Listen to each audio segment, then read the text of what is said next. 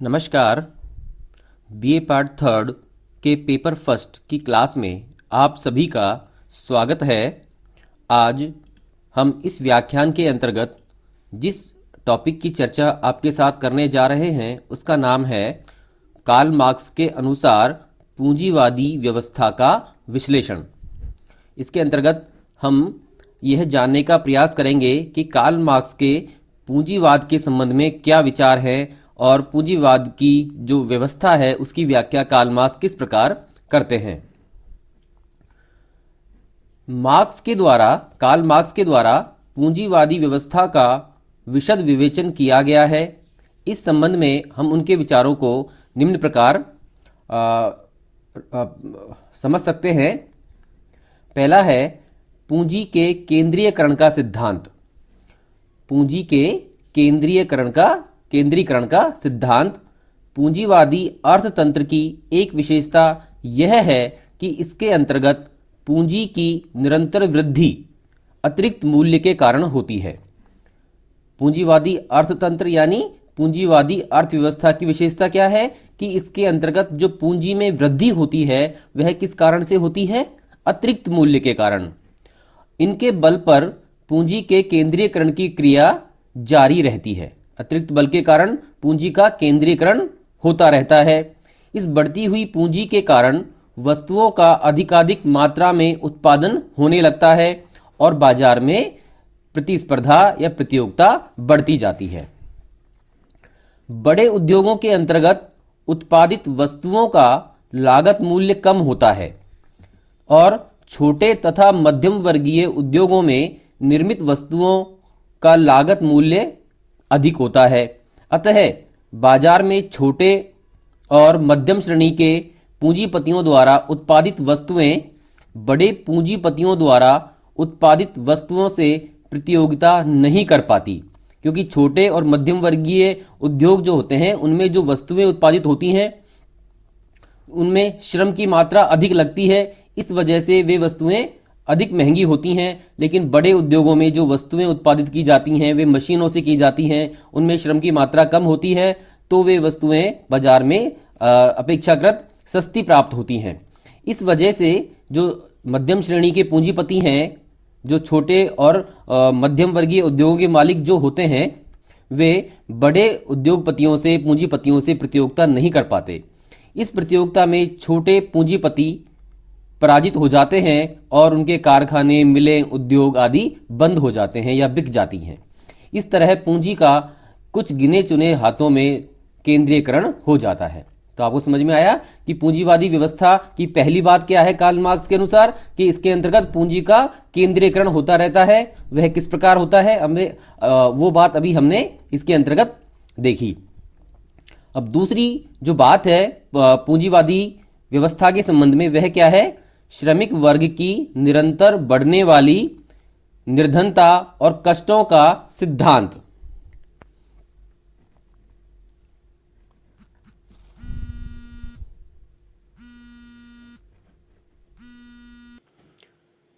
इस पूंजीवादी व्यवस्था में पूंजी के केंद्रीयकरण के साथ साथ श्रमिक वर्ग की निर्धनता और उनके कष्ट बढ़ते ही जाते हैं।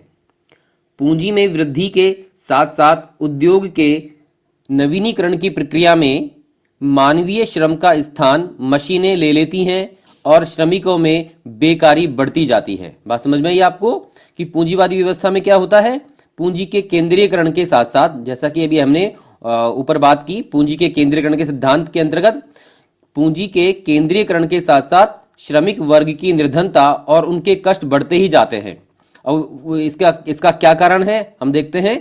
पूंजी में वृद्धि के साथ साथ उद्योगों में नवीनीकरण की प्रक्रिया भी साथ साथ चलती रहती है और मानवीय श्रम यानी मनुष्यों के स्थान पर मशीनें उद्योगों में काम करने लगती हैं। इस वजह से श्रमिकों में बेकारी बढ़ जाती है। अधिक पूंजी, अधिक उत्पादन और अधिक उपयोगिता, अधिक पूंजी, अधिक उत्पादन और अधिक उपयोगिता की इस प्रक्रिया में पूंजीपति अधिक अतिरिक्त मूल्य प्राप्त करने के लिए श्रमिकों की मजदूरी कम कर देते हैं। इस प्रकार मजदूर वर्ग का अधिकाधिक दमन, अधपतन और शोषण होने लगता है और इससे उनका असंतोष उग्र से उग्रतर होता जाता है। तो पूंजीवादी व्यवस्था की जो विश्लेषण करते हैं कार्ल मार्क्स, वो कहते हैं कि इसमें श्रमिक वर्ग के कष्ट जो है लगातार बढ़ते जाते हैं और उनमें असंतोष उत्पन्न होता है, जिसकी वजह से वो क्रांति करने के लिए मजबूर हो जाते हैं। तीसरी बात क्या है, पूंजीवादी व्यवस्था के संबंध में आर्थिक संकटों की पुनरावृत्ति का सिद्धांत। मार्क्स के अनुसार पूंजीवाद की प्रकृति ऐसी है कि इसके अंतर्गत आर्थिक संकट उत्पन्न होने अवश्यंभावी हैं, अर्थात इसमें आर्थिक संकट उत्पन्न होते ही रहते हैं।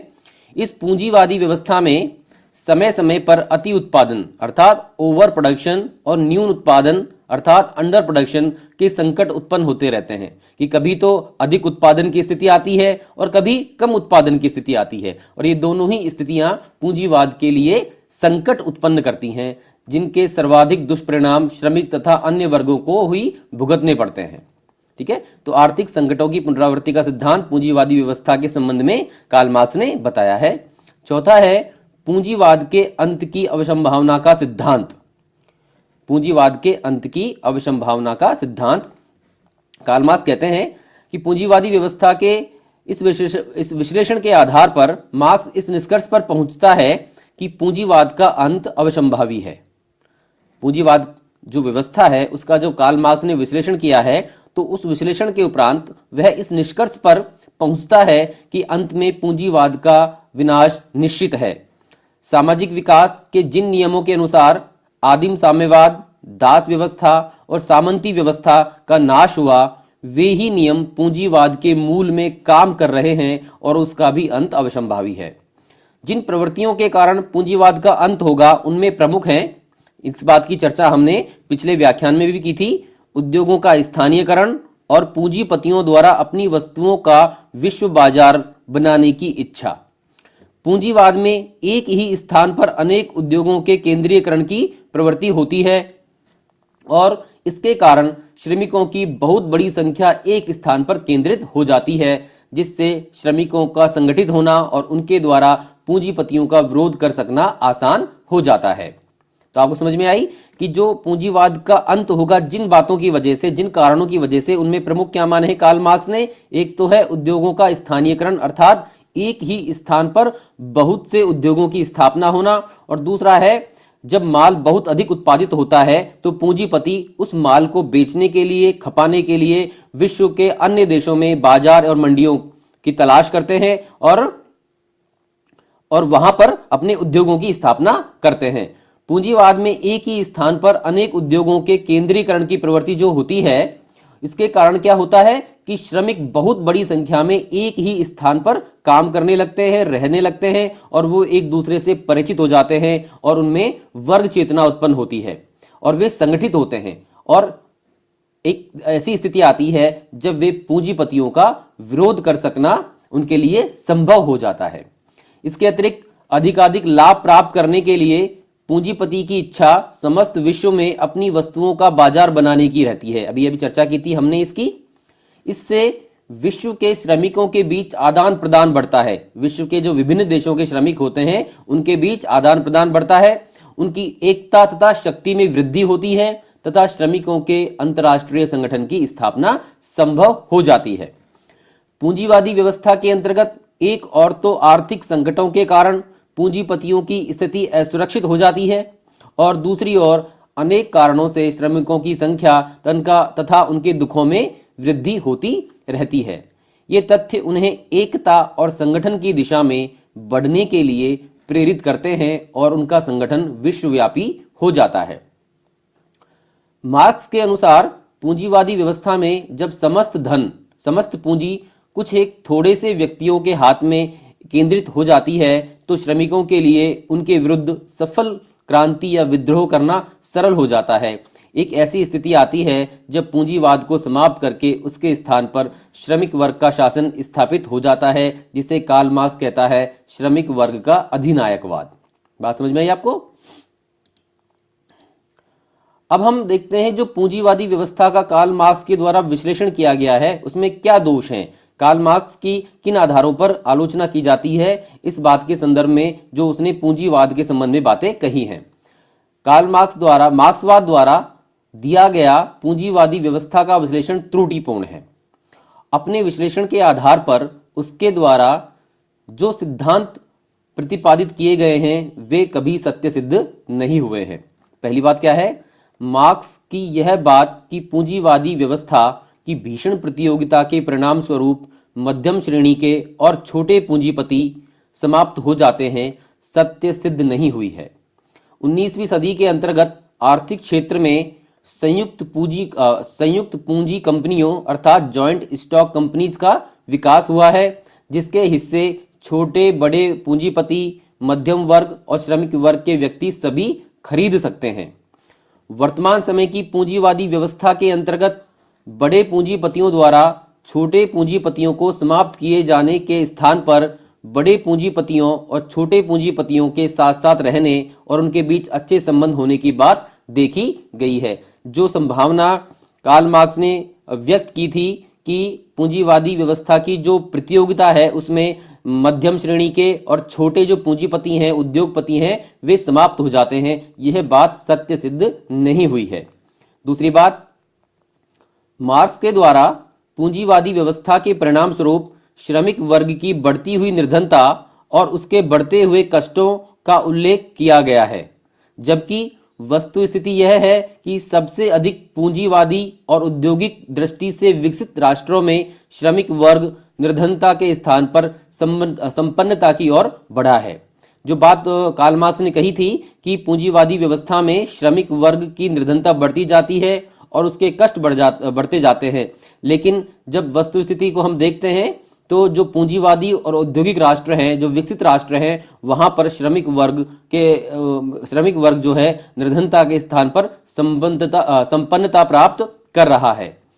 इन पूंजीवादी राज्यों द्वारा लोक कल्याण की धारणा को अपनाकर श्रमिकों के लिए बहुत सारी कल्याणकारी योजनाएं चलाई गई हैं। उन्हें न्यूनतम मजदूरी, बेकारी भत्ते, स्वास्थ्य तथा शिक्षा की सुविधाओं का प्रबंध किया गया है।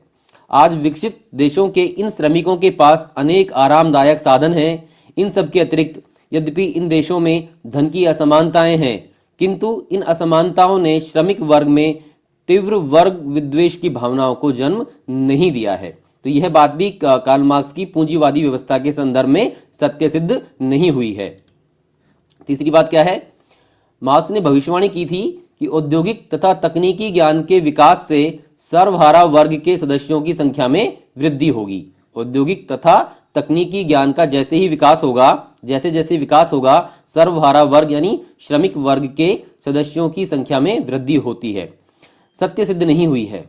विश्व के बड़े पूंजीवादी देशों में सर्वहारा वर्ग के सदस्यों की संख्या में वृद्धि होने के स्थान पर कमी देखी गई है। जो पूंजीवादी देश हैं विश्व के बड़े, वहां सर्वहारा वर्ग के सदस्यों की संख्या में वृद्धि के स्थान पर वहां पर कमी देखी गई है। वस्तुतः औद्योगिक विकास के साथ साथ तो मध्यम वर्ग, जिसके भविष्य के संदर्भ में मार्क्स ने कभी सोचा नहीं, का महत्व दिन प्रतिदिन बढ़ा है। तकनीकी ज्ञान में वृद्धि के साथ साथ लिपिकों, पर्यवेक्षकों, अध्यापकों, वकीलों, डॉक्टरों, इंजीनियरों, तकनीशियनों और कारखानों के प्रबंधक वर्ग की संख्या में तेजी से वृद्धि हुई है, जो मध्यम वर्ग का एक महत्वपूर्ण भाग है। तो यह बात भी कार्ल मार्क्स की सिद्ध नहीं हुई है कि श्रमिक वर्ग की संख्या में वृद्धि होगी, अपितु उन लोगों की संख्या में वृद्धि हुई है, मध्यम वर्ग के लोगों की, जिसके बारे में कार्ल मार्क्स ने विचार ही नहीं किया। चौथी बात है, मार्क्स के द्वारा पूंजीवादी व्यवस्था में आर्थिक संकटों की पुनरावृत्ति की बात सही नहीं है। जो आर्थिक संकटों की बात कहते हैं कि बार बार पूंजीवादी व्यवस्था में आर्थिक संकट उत्पन्न होते हैं, वह बात भी पूर्णतः सही नहीं है। केवल 1929 और 30 के आर्थिक संकट के बाद इस प्रकार का कोई आर्थिक संकट विश्व में नहीं देखा गया। पूंजीवादी व्यवस्था द्वारा अपने स्वरूप में परिवर्तन कर लिए जाने के कारण इस प्रकार के आर्थिक संकटों की संभावना बहुत कम हो गई है। केवल एक बार 1929 और 30 के दौरान जो आर्थिक वैश्विक मंदी आई थी, उसके बाद इस तरह की कोई स्थिति दोबारा हमें दिखाई नहीं देती है। तो कार्ल मार्क्स की यह बात भी सत्य सिद्ध नहीं हुई है। पांचवी बात क्या है? मार्क्स के द्वारा पूंजीवादी व्यवस्था के पूर्ण पतन की जो बात कही गई है, लेकिन उसने इस बात को ध्यान में नहीं रखा है कि पूंजीवाद में भी सुधार की गुंजाइश है, वह भी अपने आप को परिवर्तित परिस्थितियों के अनुसार ढालने की क्षमता रखता है। 20वीं सदी का जो पूंजीवाद है वह 19वीं सदी के पूंजीवाद से बहुत भिन्न है, किंतु पूंजीवाद का पूर्ण पतन होकर उसके स्थान पर सर्वहारा वर्ग के अधिनायकवाद की स्थापना होगी, इस बात की कोई संभावना नहीं है। कार्ल मार्क्स ने इस बात का उल्लेख कहीं नहीं किया कि पूंजीवाद भी अपने आप में सुधार कर सकता है, और जो सर्वहारा वर्ग के अधिनायकवाद की बात जो कही है कार्ल मार्क्स ने, उसकी संभावना अब दिखाई नहीं देती। तो यह कार्ल मार्क्स का पूंजीवादी व्यवस्था के संदर्भ में या संबंध में विश्लेषण है, और इस बात को समझना आवश्यक है। अगर हम कार्ल मार्क्स को पूरी तरह समझना चाहते हैं तो पूंजीवादी व्यवस्था के बारे में कार्ल मार्क्स क्या कहता है। तो यह टॉपिक यहीं समाप्त होता है, और इस व्याख्यान की PDF फाइल को आप वीडियो के डिस्क्रिप्शन में हमारे द्वारा दिए गए लिंक के माध्यम से आप डाउनलोड कर सकते हैं। धन्यवाद।